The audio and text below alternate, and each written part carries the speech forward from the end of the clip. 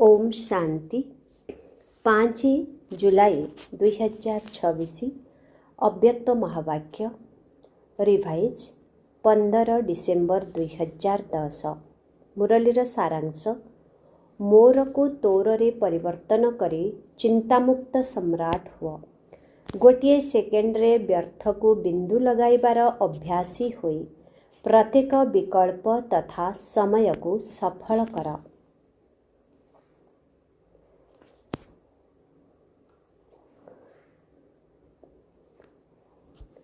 आज बापदादा चारिआडर निजर चिंतामुक्त सम्राट पिलामानंकु देखुछन्ति। एही भली चिंतामुक्त सम्राट मानंकर सभा एही समय रे ही देखिबाकु मिलिथाए, काहेकि ना एबे ही बाबा चिंता को हरण करी चिंतामुक्त सम्राट करुछन्ति। सेथिपाई तुम मानंकर एही सभा एही समय रे ही देखिबाकु मिलुछि। तुमे समस्ते अमृत बेलारे उठिबा ठारू चिंतामुक्त स्थिति रे स्थित होई जाउछ। खाई पी कर्म करी मध्य कौनसी चिंता नाही। सोइबा समय रे मध्य चिंतामुक्त एही भली सम्राट मध्य अट।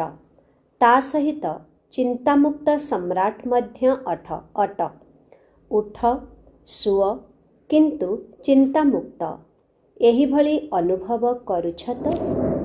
काहेकि ना तुमे समस्ते बाबांको निजर चिंता देई तांकठारू खुशीर निशा ग्रहण करि नेछ। सेथिपाई चिंतामुक्त सम्राट होई जाइछ। जदि चालू चालू कौनसी चिंता आसी जाउछि तेबे से तुमको कौन करि देउछि? जदि तुमर निशा रहिछि तेबे मस्तक उपरे आलोकर चमक झलसी जाउछि।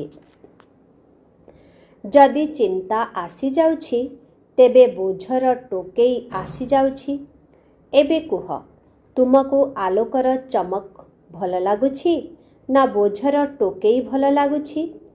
तेबे चिंतामुक्त सम्राट निजको प्रिय लागिथाए एवं जेउमाने एही भली स्थिति रे उडुथान्ते सेमानंकर चमकुथिबा आलोक को देखि अन्यमानंक भितरे मध्य केते स्नेह सृष्टि होई थाए। सेथिपाई बापदादा सर्वदा पिलामानंकु चिंतामुक्त सम्राट स्थिति रे अर्थात एही भली स्मृति स्वरूप रे स्थित करी चालिछन्ते। सेथिपाई तुममानंकर चित्र रे मध्य भक्त माने दुईटी मुकुटधारी रूपरे देखाउछन्ते। गोटिए हेला आलोकर मुकुट, द्वितीय रे विकार गुड़िक उपरे विजय प्राप्त करी सम्राट हेबार मुकुट। एही भली डबल मुकुट देखाउछन्ते। सेथिपाई बापदादा प्रत्येक संतान को सर्वदा एही शिक्षा देउछन्ति जे सर्वदा मौजरे रहिबा बहुत सहज अटे। काहेकि सहज अटे? केवल हद्र मोरपणिया बाबांको दे दिया। मोर को जदि तोर करिदेब तेबे चिंतामुक्त सम्राट होइजिब। मात्र गोटिए ही शब्दर पार्थक्य अटे तोर मोर। तो एवं मो। तो एवं मो एही दुईटी शब्दर पार्थक्य रे चिंतामुक्त सम्राट होई जाइछ। सहज अटे ना? समस्ते चिंतामुक्त सम्राट होई जाइछ ना एबे भी चिंता रहिछि? जदि केबे भी आत्मिक निशा परिवर्ते चिंता आसी जाउछि तेबे एहार कारण केवल तोर परिवर्ते मोर भाविबा द्वारा चिंता आसी जाउछि। तेबे समस्तंकर वास्तविक फलाफल कौन? सबु चिंता देई देइछ ना मझिरे मझिरे निशा को छाड़ी चिंता को नहीं जाउछ? कौन चिंता आसुछि ना चिंतामुक्त स्थिति रे रहुछ? जेउमाने सर्वदा चिंतामुक्त सम्राट स्थिति रे रहुछन्ति सेमाने हाथ उठाओ। चिंतामुक्त सम्राट पक्का ना केबे केबे? चिंतामुक्त सम्राट हाथ ऊपर को उठाओ। केबे केबे वाला मध्य अछन्ति, सेबार चिंता रहिबा अलगा कथा, किंतु सेही चिंता तो अन्य मानंकु मध्य चिंतामुक्त करिबार आधार अटे। ନିଜର ସଂସ୍କାର କାରଣରୁ ଯଦି ଚିନ୍ତା ଆସୁଛି ତେବେ ତାକୁ ସେହି ସମୟରେ ହିଁ ମୋର ପରିବର୍ତ୍ତେ ତୋରକୁ ପରିବର୍ତ୍ତନ କରିଦିଅ। ବାବାଙ୍କୁ ସବୁ ଚିନ୍ତା ଦେଇଦିଅ ଏବଂ ତାଙ୍କଠାରୁ ଆତ୍ମିକ ନିଶାର ଉପହାର ନେଇଯାଅ, କାହିଁକି ନା ବାବା କେବଳ ପିଲାମାନଙ୍କର ଚିନ୍ତାକୁ ନେଇ ଆତ୍ମିକ ନିଶା ଦେବା ପାଇଁ ହିଁ ଆସିଛନ୍ତି। ତେଣୁ ଚେକ୍ କର, ମୋ ଭିତରେ କେବେ କେବେ ବହୁତ ସମୟର ସଂସ୍କାର ପ୍ରକଟ ହୋଇଯାଉନାହିଁ ତ? କାହିଁକି ନା ବାପ୍ ଦାଦା କିଛି ସମୟ ହେବ ପିଲାମାନଙ୍କୁ ଏହି କଥା ଶୁଣାଇ ଆସୁଛନ୍ତି ଯେ ବର୍ତ୍ତମାନ ସମୟ ଅନୁସାରେ କେବେ ବି କିଛି ବି ହୋଇପାରେ ଏବଂ ଆଉ କେବେ ବି ହୋଇପାରେ। ସେଥିପାଇଁ ପ୍ରତ୍ୟେକ ସନ୍ତାନକୁ ନିଜ ଉପରେ ଏତିକି ଧ୍ୟାନ ଦେବାକୁ ହେବ ଯେ ଗୋଟିଏ ସେକେଣ୍ଡ ଭିତରେ ଯଦି ବିନ୍ଦୁ ଲଗାଇବାକୁ ଚାହିଁବ ତେବେ ଲଗାଇ ପାରିବ ତ?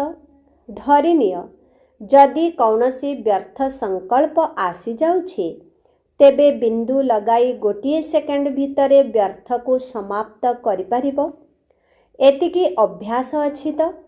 ନା ସେତିକି ବେଳେ ସମୟର ପରିସ୍ଥିତି ଅନୁସାରେ ପୁରୁଷାର୍ଥ କରି ବ୍ୟର୍ଥକୁ ସମାପ୍ତ କରିବାର ଆବଶ୍ୟକତା ପଡ଼ିବ?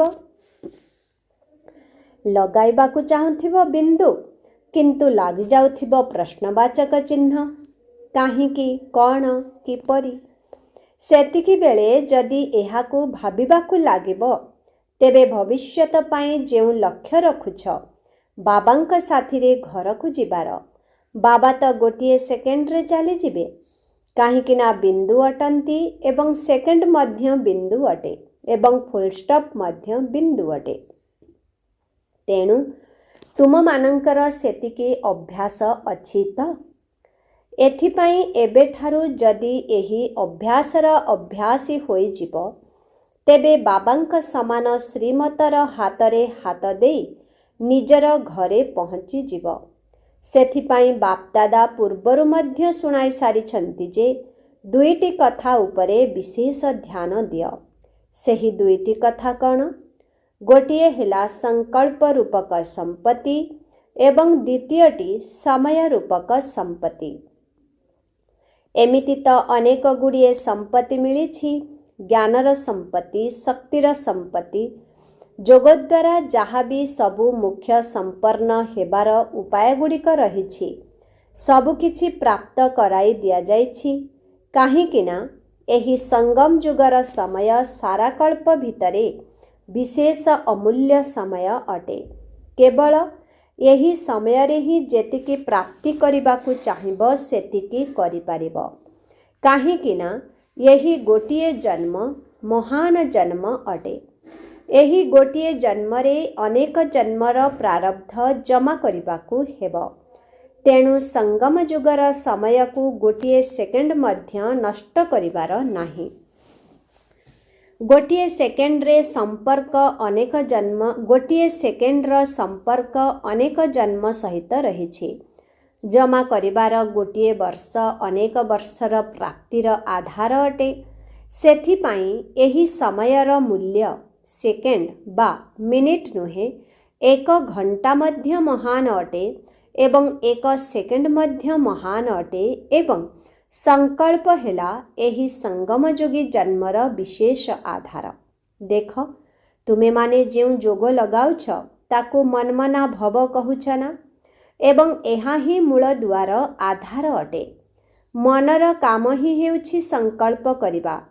ସଂକଳ୍ପ ଦ୍ୱାରା ହିଁ ଯୋଗର ଯାତ୍ରାର ଅନୁଭୂତି କରୁଛ। ପରସ୍ପର ଭିତରେ ମଧ୍ୟ ଖାସ୍ କରି ଭିନ୍ନ ଭିନ୍ନ ସଂକଳ୍ପ ଦେଇ ଅଭ୍ୟାସ କରାଉଛ ନା? ତେଣୁ ସମସ୍ତେ ଚେକ୍ କର, ସାରା ଦିନ ଭିତରେ ଚାଲିବା, ବୁଲିବା, କର୍ମ କରିବା ଏବଂ ସମ୍ବନ୍ଧରେ ଆସିବାରେ ସମୟର ବେଗ ଅମୂଲ୍ୟ ରୂପରେ ରହିଥିଲା ତ? କାହିଁକି ନା ସମୟ ଅମୂଲ୍ୟ ଅଟେ। ସଂକଳ୍ପ ମଧ୍ୟ ସ୍ଥିତିକୁ ସର୍ବଶକ୍ତିବାନ କରିଦେଉଛି। ତେବେ ବାପଦାଦା ବାରମ୍ବାର କହି ଚାଲିଛନ୍ତି, ହେ ବାପଦାଦାଙ୍କର ଗେହ୍ଲା ସନ୍ତାନମାନେ, ହୃଦୟରେ ସ୍ଥାନ ପାଇଥିବା ପିଲାମାନେ, ଏବେ ବ୍ୟର୍ଥର ଖାତାକୁ ସମାପ୍ତ କର, ସଫଳ କର। सफल करिबा ही सफलता अटे। मात्र गोटिए सेकेंड ही नष्ट होइछि।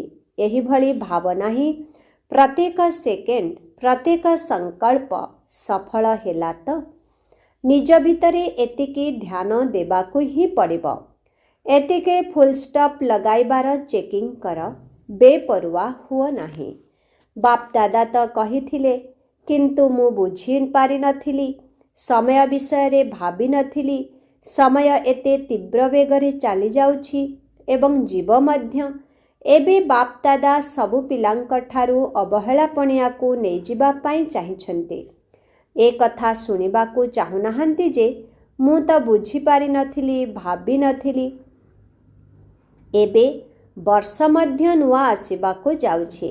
तेबे नुआ वर्ष आरंभ हेबा पूर्वरु ब्राह्मण संसारर अवहेलापणिया साथिरे आलस्यकु मध्य आलस्य मध्य भिन्न भिन्न प्रकारर अछि। यही वर्षकु शेष हेबा पाई जेतिकी समय आउ बाकी रहिछि सेथिरे एही अभ्यास करिबा आरंभ करिदियो एवं जेतेबेले नूतन वर्ष आरंभ होइजिब सेतेबेले साहस करी संकल्प करिब एवं एहाकु विदाय देदेब। वर्ष सहित एहाकु मध्य विदाय देदेब। कौन देई पारिब तो? देई पारिब तो? जेउ माने देई पारिबे से माने हाथ उठाओ। समस्ते हाथ उठाइले। वाह बच्चे वाह। हाथ उठाइबारे तो बाप दादा को बहुत खुशी करी देउछ। बाबा देखुछंती जे बहुत पिलांकर हाथ उठाइबार प्रतिदान देबा कथा स्मृति रे रहुछि। आउ केही केही मने रखिबारे मध्य बेपरुआ होई जाउछंती। बाप दादांक सहित वार्तालाप मध्य बहुत भल करुछंती। निश्चित होइजिब। बाबा आपण देखिबे एबे एबे होइजिब, एबे ही होइजिब। बाप दादा मध्य एही भली बेपरुआ पिलामानंकर कथा सुनी मुरुकु मुरुकी हसुछंती। आउ कौन करिबे? भल कथा। जदि भाबुछंती करिबाकु हेब तेबे करंतु। एही भली बहुत भाबुछंती किंतु करुछंती कि करू नाहंती तार चेकिंग करिबा परे पुणी कौन कुहाजिब? सेथिरे बेपरुआ होई जाइछंती। तेबे आजी चारियाडर पिलामानंकु बाप दादा सुनुछंती जेउ माने निज निज देशरे निज निज स्थान रे बसी देखुछंती सेठारे मध्य बहुत भल देखा जाउछि, भल सुना जाउछि मध्य। तेणु बाप दादा सम्मुख को आसीथिबा पिलामानंकु एवं निज निज स्थान रे बसी सुनुथिबा देखुथिबा पिलामानंकु यही कथा कहुछंती जे एबे निजर पुरुषार्थ उपरे, संकल्प उपरे एवं संगम योगी समय उपरे विशेष ध्यान दियो।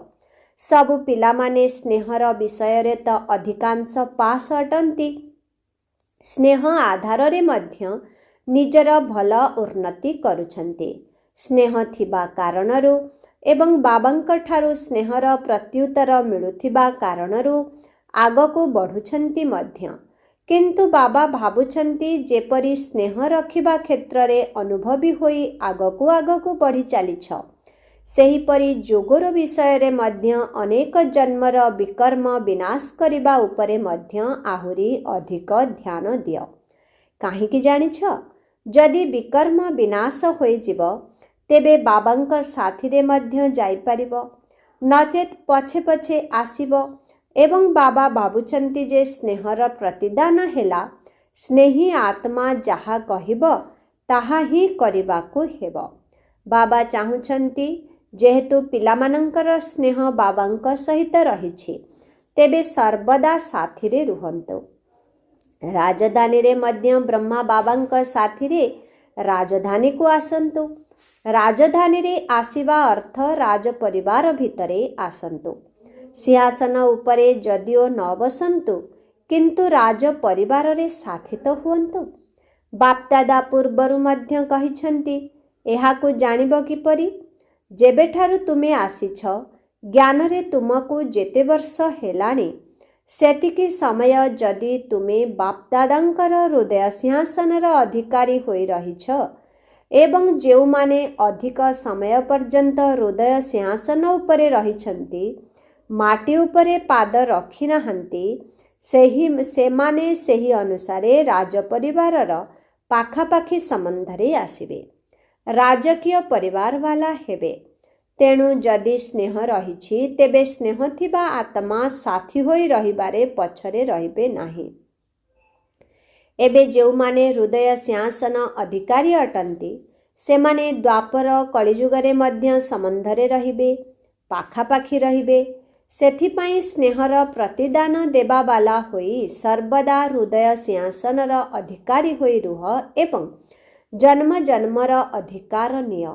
ସେଥିପାଇଁ ବାପଦାଦା ସମସ୍ତଙ୍କୁ ସ୍ନେହ କରୁଛନ୍ତି। ବାବା ସାର୍ଟିଫିକେଟ୍ ମଧ୍ୟ ଦେଇଛନ୍ତି ଯେ ସ୍ନେହର ବିଷୟରେ ଅଧିକାଂଶ ପିଲା ପାସ୍ ଅଟନ୍ତି। ଏବେ କିନ୍ତୁ ସବୁ ବିଷୟରେ ପାସ୍ ହେବାକୁ ହିଁ ପଡ଼ିବ। ପାସ୍ ହେବାକୁ ପଡ଼ିବ। ପାସ୍ ଅର୍ଥାତ୍ ପାଖରେ ରହିବାକୁ ମଧ୍ୟ ପଡ଼ିବ। ଯେଉଁ ପିଲାମାନେ ପ୍ରଥମ ଥର ପାଇଁ ଆସିଛନ୍ତି ସେମାନେ ଉଠ। ପ୍ରଥମ ଥର ଆସିଛ, ଅଧା କ୍ଲାସ୍ ତ ନୂଆ ଅଛନ୍ତି। ଯଦି ଆସିଛ ତେବେ ବାପଦାଦା ଆସିଥିବା ପିଲାମାନଙ୍କୁ ସ୍ୱାଗତ କରୁଛନ୍ତି। ଅଭିନନ୍ଦନ। ପ୍ରଥମ ଥର ଆସିବାର ଅଭିନନ୍ଦନ। ଯଦିଓ ବିଳମ୍ବରେ ଆସିଛ, ପୁଣି ବି ଅତି ବିଳମ୍ବ ହେବା ପୂର୍ବରୁ ଆସିଯାଇଛ। ଏବେ ଏଥିପ୍ରତି ବିଶେଷ ଧ୍ୟାନ ଦିଅ ଯେ ଅଳ୍ପ ସମୟ ଭିତରେ ତୀବ୍ର ପୁରୁଷାର୍ଥୀ ହୋଇ ନିଜର ଭବିଷ୍ୟତକୁ ଯେତେ ବଢ଼ାଇବା ପାଇଁ ଚାହିଁବ, ତୀବ୍ର ପୁରୁଷାର୍ଥ ଆଧାରରେ ଆଗକୁ ବଢ଼ିପାରିବ। କାହିଁକି ନା ପୁଣି ବି ଏବେ ପୁରୁଷାର୍ଥ କରିବା ପାଇଁ ସୁଯୋଗ ଅଛି। ଯେତେ ଆଗକୁ ବଢ଼ିବାକୁ ଚାହିଁବ ସେତେ ଆଗକୁ ବଢ଼ିପାରିବ। ବାପଦାଦା ଏବଂ ଏହି ଦୈବୀ ପରିବାର ଉଭୟ ତୁମକୁ ଆଗକୁ ବଢ଼ିବାର ସକାଶ ଦେବେ। ସେଥିପାଇଁ ଆଗକୁ ବଢ଼, ସାହସ ରଖ।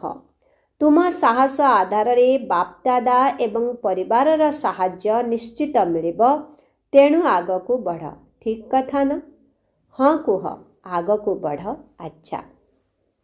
ମଧୁବନ ନିବାସୀଙ୍କ ସହିତ ମଧୁବନବାଲା ତ ଭାଗ୍ୟବାନ ଅଟନ୍ତି। ସଂଗଠନକୁ ମଧ୍ୟ ମଜବୁତ କର ଏବଂ ସେମାନଙ୍କୁ ନିଜର ସାଥୀ କର।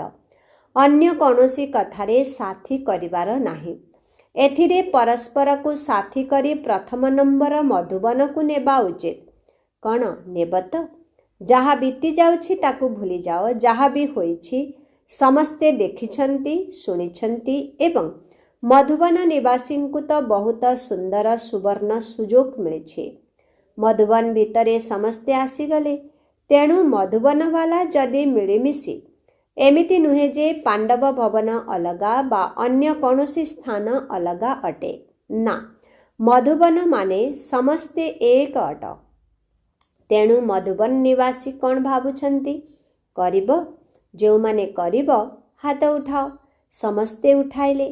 ଯେଉଁମାନେ ଭାବୁଛନ୍ତି କରିବାଟା କ'ଣ ବଡ଼ କଥା, ବାପଦାଦା ଅଛନ୍ତି, ଦାଦୀମାନେ ଅଛନ୍ତି, ତେଣୁ କିଛି ବଡ଼ କଥା ତ ନୁହେଁ। ଦାଦୀମାନେ କ'ଣ ଭାବୁଛ? ମଧୁବନ ନିବାସୀ ତ ନମ୍ବର 1 ଅଟନ୍ତି। ଭଲ କଥା। ବାବା ତ ସମସ୍ତଙ୍କୁ କହିଛନ୍ତି ଏହିଭଳି କରି ଦେଖାଅ। କିନ୍ତୁ ମଧୁବନ ତ ମଧୁବନ ହିଁ ଅଟେ। ତୁମେମାନେ ଭାଇବ୍ରେସନ୍ ଦିଅ, ହୋଇ ହିଁ ଯିବ। କିଛି ବଡ଼ କଥା ନୁହେଁ। ବିଘ୍ନ ମଧ୍ୟ ଆସିପାରିବ ନାହିଁ। ଆଚ୍ଛା, ଯଦି କିଛି ଘଟଣା ଘଟିଗଲା, ଲେନଦେନ କରିଦେଲ, ତେବେ ତାହା ସମାପ୍ତ ହୋଇଗଲା। କିଛି ଦିନ ପୂର୍ବରୁ ଯେତେବେଳେ ଦାଦୀ ଥିଲେ, ସମସ୍ତେ ଗୋଟିଏ ଥର ହାଁଜି କରିବାର ପାଠକୁ ପକ୍କା କରିଥିଲେ। ନା ଶବ୍ଦ ନାହିଁ, ହାଁଜି। ବହୁତ ଭଲ କଥା। ତେଣୁ ମଧୁବନ ନିଶ୍ଚିତ ପ୍ରଥମ ନମ୍ବର ଆସିବ। ବାପଦାଦାଙ୍କ ଭିତରେ ମଧୁବନ ପାଇଁ ଗର୍ବ କରୁଛନ୍ତି। ଏବେ ତ ମଧୁବନ ସାମ୍ନାକୁ ଆସିଛି। କିନ୍ତୁ ବାପଦାଦା ସବୁ ଜଣଙ୍କୁ କହୁଛନ୍ତି, ହାଁଜି ମିଠା ଆତ୍ମା, ଏହି ପାଠ ସମସ୍ତଙ୍କର ପକ୍କା ଅଟେ ତ? କ'ଣ ପକ୍କା ଅଟେ ତ? ମଧୁବନକୁ ତ ପୁରସ୍କାର ଦେବା ଉଚିତ। ଗୋଟିଏ ସେକେଣ୍ଡରେ ବିତି ଯାଇଥିବା କଥାକୁ ଭୁଲି ଯାଇପାରିବ? ଆଚ୍ଛା, ଠିକ୍ ଅଛି, ପୁରୁଷାର୍ଥୀ ଅଟ। ଯଦି କିଛି ହୋଇ ବି ଗଲା, ତେବେ ବିତି ଯାଇଥିବା କଥାକୁ ଭୁଲି ଉଡ଼ିଚାଲ। ଉଡ଼ିବା ବାଲା ପଛ କଥାକୁ ଛାଡ଼ି ଦେଇଥାନ୍ତି। ତେବେ ଉଡ଼ନ୍ତି ନା? ତେଣୁ ବହୁତ ଭଲ। ଏବେ ଗୁଜରାଟ କୌଣସି ନବୀନତା କରି ଦେଖାଉ। ବାପଦାଦା ତ ଦିଲ୍ଲୀବାଲାଙ୍କୁ ମଧ୍ୟ କହିଛନ୍ତି ଏବେ କିଛି ନା କିଛି ନବୀନତା କର। ବାପଦାଦାଙ୍କୁ ସମାଚାର ମିଳିଛି ଯେ ଏବେ ଦେଶ ଏବଂ ବିଦେଶର ଯୁବାବର୍ଗବାଲା ମିଶି ଯେଉଁ ସେବା ଆରମ୍ଭ କରିଛନ୍ତି ସେଥିରେ ବହୁତ ଭଲ ଫଳାଫଳ ମିଳିପାରିବ। ଏବେ ତ ନୂଆ ଉଦ୍ଭାବନ ଆରମ୍ଭ କରିଛନ୍ତି, କିନ୍ତୁ ଭାରତ ବା ବିଦେଶ ଦୁହେଁ ଯାକ ମିଶି ଆହୁରି ଅଧିକ ଚମତ୍କାରୀ କରିପାରିବେ। ଏବେ ତ ଆରମ୍ଭ କରିଛନ୍ତି, କିନ୍ତୁ ଦିଲ୍ଲୀବାଲା ବହୁତ ଭଲ ସାହସ ଦେଖାଇଛନ୍ତି।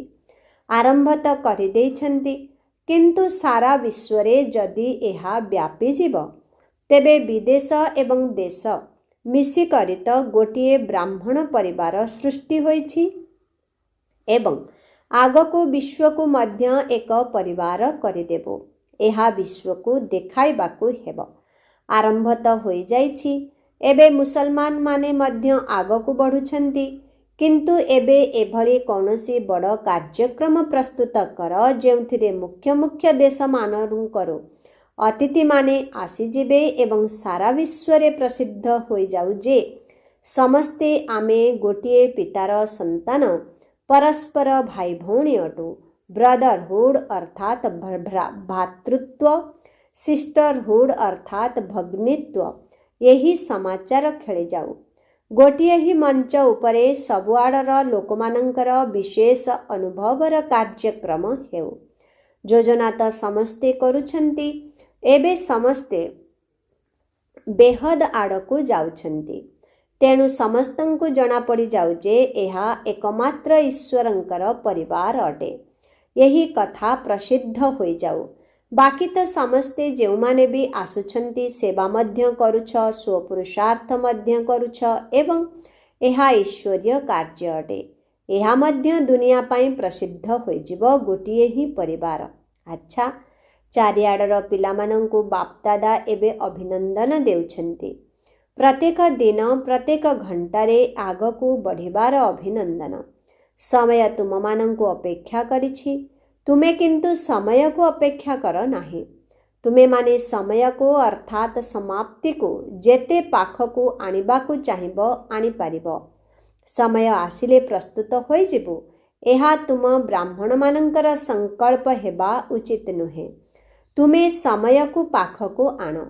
ତେଣୁ ବାପଦାଦା ଏବେ କ'ଣ ଜବାବ ଦେବେ? କ'ଣ ଜବାବ ଦେବେ? ସମୟ ଆସିଲା କି ଆସିଲା ଏହି କଥା କହିବେ। ତୁମମାନଙ୍କ ତରଫରୁ ଏହି ଉତ୍ତର ଦେବୁ। କ'ଣ ଉତ୍ତର ଦେବୁ? କୁହ, କ'ଣ ଉତ୍ତର ଦେବୁ? ଏବେ ସମୟକୁ ସମୀପକୁ ଅର୍ଥାତ୍ ପାଖକୁ ଆଣିବାର ଅର୍ଥ ହେଲା ନିଜକୁ ସମ୍ପନ୍ନ ଏବଂ ସମ୍ପୂର୍ଣ୍ଣ କରିବା। କାହିଁକି ନା ବାପଦାଦା ଏକା ଏକା ତ ଯିବେ ନାହିଁ, ପିଲାମାନଙ୍କ ସାଙ୍ଗରେ ହିଁ ଯିବେ। ତେଣୁ ଏହାର ତାରିଖ ନିର୍ଦ୍ଧାର୍ଯ୍ୟ କର। କେତେ ଦିନ ଭିତରେ ହେବ? କାମ ତ ସମସ୍ତଙ୍କୁ ଦିଆଯାଇଛି। ଏବେ ପରସ୍ପର ଭିତରେ ପରାମର୍ଶ କର। ବାପଦାଦା ପ୍ରକୃତିକୁ କ'ଣ ଉତ୍ତର ଦେବେ? ପ୍ରକୃତି ବହୁତ ଦୁଃଖୀ ଅଟେ। ଦୁଃଖୀ ଆତ୍ମାମାନେ ମଧ୍ୟ ମନ ଭିତରେ ବହୁତ ଚିତ୍କାର କରୁଛନ୍ତି। ତେଣୁ ମାନସିକ ସେବାକୁ ଏବେ ଅଧିକ ବଢ଼ାଅ। କରୁଛ ମଧ୍ୟ, କିନ୍ତୁ ଏବେ ଲଗାତାର ବଢ଼ି ଚାଲ। ତାକୁ ଆହୁରି ବଢ଼ାଅ, କାହିଁକି ନା ପ୍ରକୃତି ଏବଂ ଦୁଃଖୀ ଆତ୍ମାମାନେ ବାବାଙ୍କ ପାଖକୁ ଆସୁଛନ୍ତି ଏବଂ ଚିତ୍କାର କରୁଛନ୍ତି। ତେଣୁ ତୁମେମାନେ ତାଙ୍କୁ କିଛି ଶାନ୍ତିର ବା ସୁଖର ଅନୁଭୂତି କରାଅ। ସେମାନେ ଗୋଟିଏ ସେକେଣ୍ଡ ପାଇଁ ହେଉ ପଛକେ ଶାନ୍ତି ଚାହୁଁଛନ୍ତି। କହୁଛନ୍ତି ଟିକିଏ ଶାନ୍ତି ଦେଇଦିଅ। ଯେପରି କୌଣସି ଭୋକିଲା ଲୋକ ଭାବୁଥାଏ ଟିକିଏ ବି କିଛି ମିଳିଯାଆନ୍ତା କି, ଅଳ୍ପ ଟିକିଏ ବି ଯାଆନ୍ତା କି। ତେଣୁ ଏବେ ମାନସିକ ସେବାକୁ ମଧ୍ୟ ବଢ଼ାଅ। ବାଣୀର ସେବା ତ କରୁଛ। ବାପଦାଦା ଖୁସି ଅଛନ୍ତି। ଆଚ୍ଛା, ବାପଦାଦା ଯେଉଁ ହୋମୱାର୍କ ଦେଇଛନ୍ତି ତାକୁ ମନେ ରଖିବ ଏବଂ ଅନ୍ୟମାନଙ୍କୁ ମଧ୍ୟ ମନେ ପକାଇ ଦେବ। ଆଚ୍ଛା, ବାପଦାଦାଙ୍କର ହୃଦୟ ସିଂହାସନ ଅଧିକାରୀ ପିଲାମାନଙ୍କୁ ବିଶ୍ୱ କଲ୍ୟାଣର କର୍ତ୍ତବ୍ୟରେ ସର୍ବଦା ଆଗକୁ ବଢ଼ୁଥିବା ପିଲାମାନଙ୍କୁ ବାପଦାଦା ଦୃଷ୍ଟି ଦେବା ସହିତ ଆନ୍ତରିକ ସ୍ନେହ ସମ୍ପନ୍ନ ଅଭିନନ୍ଦନ ମଧ୍ୟ ଦେଉଛନ୍ତି। ପ୍ରତ୍ୟେକ ସନ୍ତାନ ଦୂରରେ ବସିଥିଲେ ମଧ୍ୟ ସମ୍ମୁଖରେ ବସିଥିବାର ଅନୁଭବ କରୁଛନ୍ତି ଏବଂ ବାପଦାଦା ସବୁ ପିଲାଙ୍କୁ ଅନ୍ତର ଭିତରେ ସମାହିତ କରିବା ସହିତ ସମସ୍ତଙ୍କୁ ନମସ୍ତେ ନମସ୍ତେ କରୁଛନ୍ତି। ऐसे मीठे प्यारे बाप दादा को हम बच्चों के बहुत बहुत याद प्यार गुड मॉर्निंग और नमस्ते नमस्ते नमस्ते नमस्ते नमस्ते। शुक्रिया बाबा शुक्रिया। ओम शांति। आजिर वरदान स्नेह एवं शक्ति रूपर संतुलन द्वारा सेवा करुथिबा सफलता मूर्त भव। जेपरी गोटिए आखिरे बाबांकर स्नेह एवं अन्य आखिरे बाबांक द्वारा मिलिथिबा कर्तव्य अर्थात सेवा सर्वदा स्मृति रे रहिछि, सेहीपरि स्नेही मूर्त हेबा सहित एबे शक्ति स्वरूप मध्य हुआ। स्नेह सहित तुमर बाणी रे एभली शक्ति रहिबा दरकार जहाँकि काहार भी हृदय विदीर्ण करि देउथिब। जेपरी माँ पिलामानंकु जेमितिका शब्दरे शिक्षा देले मध्य मार स्नेह थिबा कारणरु सेही शब्द कड़ा लागे नाही। सेहीपरि ज्ञानर जेउ सबु सत्य रहस्य गुड़िक रहिछि सेगुड़िको स्पष्ट शब्दरे सुनाओ, किंतु शब्द भितरे स्नेह समाहित होइथाउ, ताहा हेले सफलता मूर्त होई पारिब। स्लोगन जदि सर्वशक्तिमान पितांको निजर साथी करिदेव तेबे पश्चाताप करिबारु मुक्त होई जीव। ओम शांति। आजिर अव्यक्त इशारा ज्वाला स्वरूप स्थिति रे रही शक्तिशाली जोगर अनुभव कर। जेपरी सूर्यर किरण चारिआडे व्यापी जाई थाए, सेहीपरि मास्टर सर्वशक्तिवान स्थिति रे एपरि स्थित रुह जहाद्वारा शक्ति गुड़िकर बा विशेषता गुड़िकर किरण चारिआडे विच्छुरित हेउथिबार आत्मा माने अनुभव करंतु। एथिपाई मु मास्टर सर्वशक्तिवान विघ्न विनाशक आत्मा अटे। यही बड़ी उच्च स्वमानर स्मृति रूपक आसन उपरे स्थित होई जोग को ज्वाला स्वरूप कर, जहाद्वारा कौनसी भी विघ्न सम्मुख को मध्य आसी पारिब नाही। ओम शांति।